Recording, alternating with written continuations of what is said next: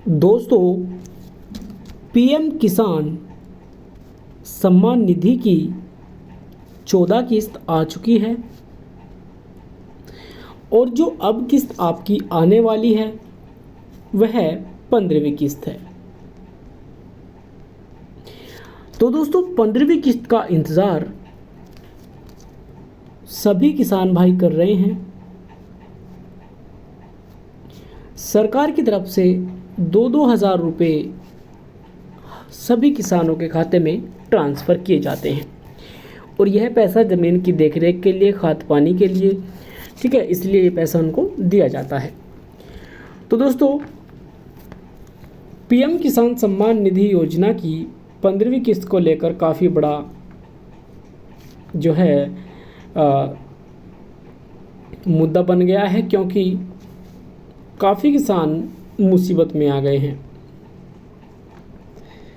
अब मैं आपकी जानकारी के लिए बता दूं कि पीएम किसान सम्मान निधि योजना की जो किस्त है उसे पाने के लिए सभी किसान भाई लाइन में हैं। और ये जो मुद्दा इसका बना हुआ है वह इसलिए बना हुआ है क्योंकि बहुत लोग ऐसे हैं जिनको इस बार 15वीं किस्त का लाभ नहीं दिया जाएगा और यहाँ पर इसके जो है निर्देश भी आ चुके हैं। तो आप देख सकते हैं, मैं पूरी जानकारी यहाँ पर आपको दे रहा हूँ कि कोई भी चीज़ यहाँ पर आपको छूटेगी नहीं, आपको स्टेप बाय स्टेप एक एक जानकारी आपको दी जाएगी।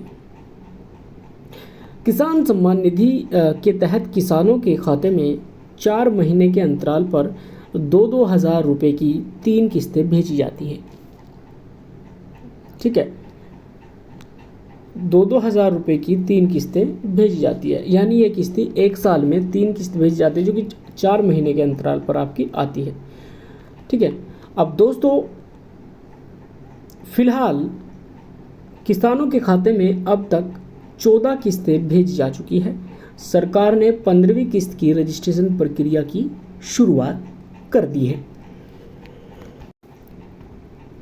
पहली बार पीएम किसान योजना का लाभ लेने के लिए आधिकारिक वेबसाइट pmkisan.gov.in पर आपको रजिस्ट्रेशन करना पड़ता है। अगर आप नए ग्राहक हैं, नए किसान हैं, आपको अप्लाई करना है पीएम किसान सम्मान निधि योजना के तहत, तो इसलिए आप इस प्रकार से कर सकते हैं।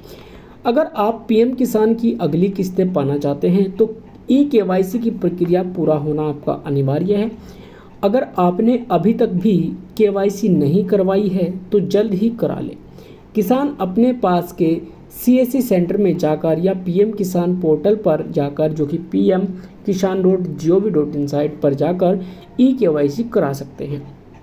ऐसा नहीं करने की स्थिति में आप अगली किस्तों से वंचित रह सकते हैं और इस तरह से आपकी जो किस्त है, जो 15वीं किस्त है, वह अटक सकती है। तो आप इसका निवारण ज़रूर कर लें। आप कैसे, मैं आपको बता देता हूं। अभी तक मैंने आपको बताया, ठीक है, अब मैं आपको बता देते हैं किस प्रकार से आपकी किस्त आखिर अटक सकती है। तो उसी का निवारण के लिए हम आपको ये वीडियो लेकर आए हैं।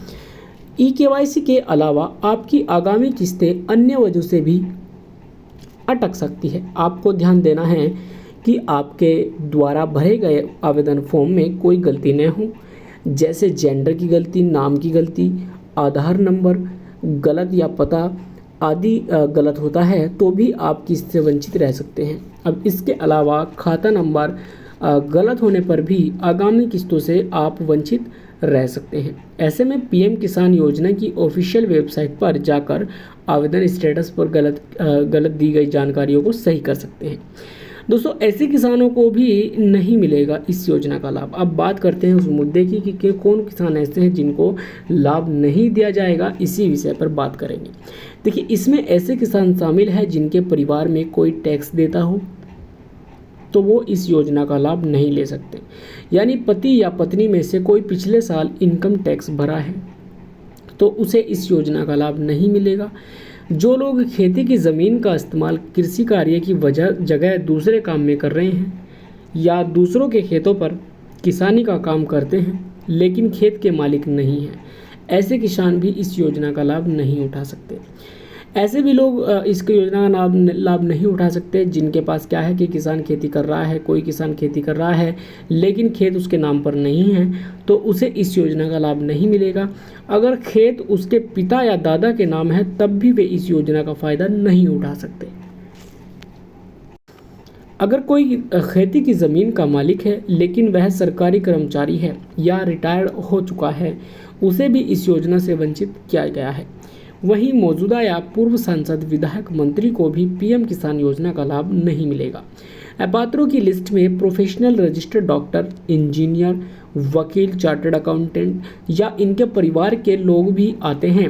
किसान होते हुए भी यदि किसी को 10,000 रुपये महीने से अधिक पेंशन मिलती है तो वो इस योजना के लाभार्थी नहीं होंगे। अगर किसी अपात्र किसान ने इस योजना का गलत तरीके से लाभ उठाया तो उनके लिए मुसीबत बढ़ सकती है। दोस्तों, अगर गलत तरीके से पैसा लिया है तो बीते दिनों एक आदेश के अनुसार बताया गया था कि जिन लोगों ने अपात्र तरीके से पैसा पाया है सरकार से, वह वापस किया जाएगा।